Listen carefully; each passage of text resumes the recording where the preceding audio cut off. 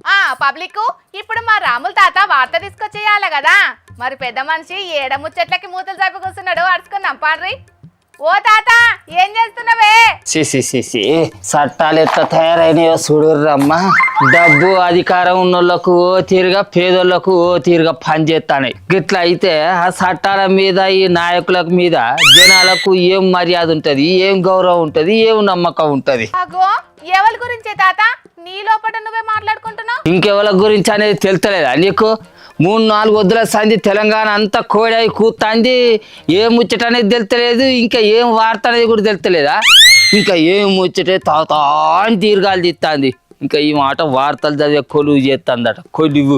ఓహో, బండి సంజయ్ సారుల కొడుకు బండి సాయి భగీరథ గురించి ముచ్చట తెలుసానే నువ్వు ఇంతగానం గర్వమవుతున్నావు?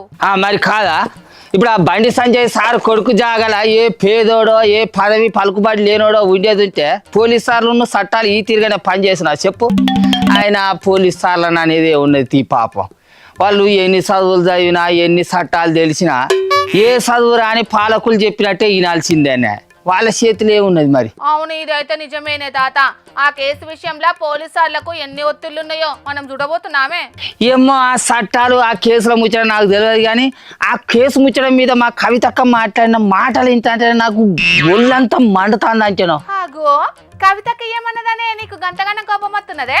తెలంగాణ జనాలందరికీ అమ్మ జాగలుండి నేను సేవ చేస్తా అని చెప్పిన మా కవితక్క ఏం చెప్పింది అనేది ఇక నేను చెప్పుడు ఎందుకు, నువ్వే ఏం రాదు. కొన్ని పార్టీల వాళ్ళు ఒక ట్వీట్ వేసేసి మొత్తం సమస్యను ఏదో పరిష్కారం చేసినాము అనేటటువంటి ఆలోచనతోని అవాకులు చెవాకులు నా మీద వాగుతున్నటువంటి సందర్భాన్ని మనం చూసినాం. ఒక ఆడపిల్ల విషయం వచ్చినప్పుడు, అది కూడా ఒక మైనర్ అమ్మాయి విషయం వచ్చినప్పుడు, సమాజంలో బాధ్యతాయుతమైనటువంటి ప్లేస్లో ఉన్న ప్రతి ఒక్కరం కూడా కొంత సంయమనం పాటించాలి. ఇంకెన్నొద్దులు సంయమనం పాటించాలి నక్క?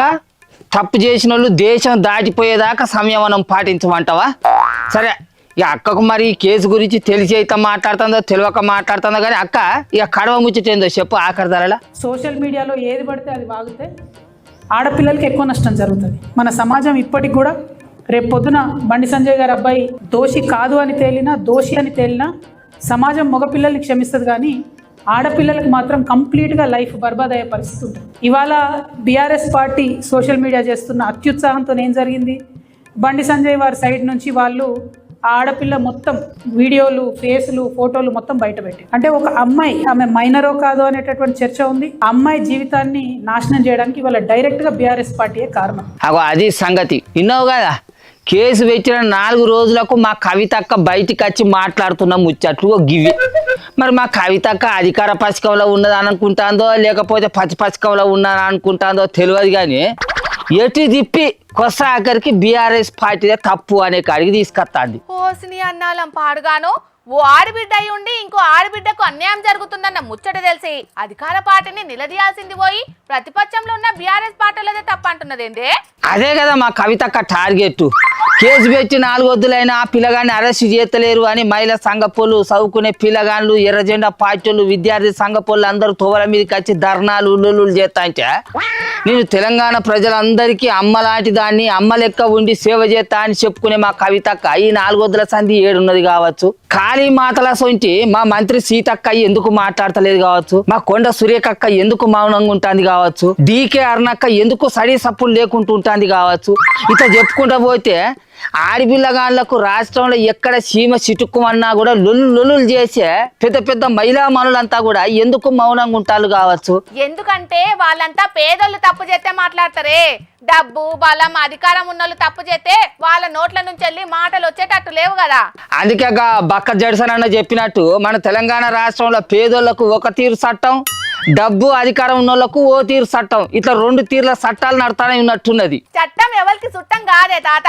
కాకపోతే అధికారం వాళ్ళ చేతులు ఉన్నప్పుడు అసొంటి ఆటలు సాగుతాయి కావచ్చు, కానీ ఆట ముగిసేసరికి వాళ్ళని ఎక్కడ ఉంచాలనో అక్కడనే ఉంచుతారు జనాలు. కర్మ ఎవరిని ఇచ్చిపెట్టదే. ఎవల కర్మ ఏమో గాని మా కవితక్క ముచ్చట్లు ఏంటంటే నాకు చిత్రం అనిపిస్తుంది అంటేనో. ఈ ముచ్చట్లలో కూడా వాళ్ళు అయ్యబెట్టిన కారు పాచిన నిందిస్తుంది అని అంటే అసలు మా కవితక్క ఏ గట్టునున్నట్టు? కవితక్క ఆ గట్టునున్నా ఈ గట్టునున్నా జనాలు ఆమెను ఏ గట్టు నుంచాలనో ఓట్లను అడిగి చూపెడతారు. జనాలు గంగి గోవుల్లాంటోళ్లే ఉన్నంతకాలం మౌనంగానే భరిస్తారు. వాళ్ళకి అవకాశం వచ్చినప్పుడు ఎవలకు ఎట్లా బుద్ధి చెప్పాలనో అట్లా చెప్తారు. అంతే అధికార బలం డబ్బు బలం ఎప్పటికీ శాశ్వతం కాదు. చరిత్రలో అట్లా చూయించిన హేమీలే ఈ మధ్యలో కలిసిపోయిండు వీళ్ళెంత. కానీ ఒక్కటి మాత్రం నిజం పిల్ల, నిజం నిప్పు లాంటిది అయితే అబద్ధం పొగ లాంటిది. దాన్ని ఏ తీరుగా దాయాలని చూసినా అది ఎప్పటికో ఓ నాటికి బయటికి వెళ్తుంది. ఇసొంటోళ్ళ అంతు ఖచ్చితంగా చూస్తుంది. కాకపోతే అప్పటిదాకా మన చట్టాల మీద మన పోలీస్ సార్ల మీద నమ్మకం పెట్టుకొని జరంత ఓపికతోటి ఉండాలి జనాలందరూ. ఈ ముచ్చట్ల మాత్రం పెద్ద పెద్దలంతా ఒకటి అన్నట్టుగానే నడుస్తున్నది వ్యవహారం. చిన్నోళ్ళు అయితే తప్పు ఒప్పుల సంగతి పక్కకు పెట్టి ముందుగానైతే అరెస్టు చేస్తారు పోలీసులు. కానీ కేసు ఏంది కేంద్ర హోంశాఖ సహాయ మంత్రి కొడుకు మీదనే కాబట్టే అరెస్టు చేసేటందుకు పోలీసులు వెనక ముందు చేస్తున్నారని అంటున్నారు కారు పార్టీ నాయకులు, మహిళా సంఘాల నాయకులు. మరి ఈ కేసులో బాధితురాలికి న్యాయం ఎంత తొందరగా జరుగుతుందో ఏం కథనో చూడాలిగా.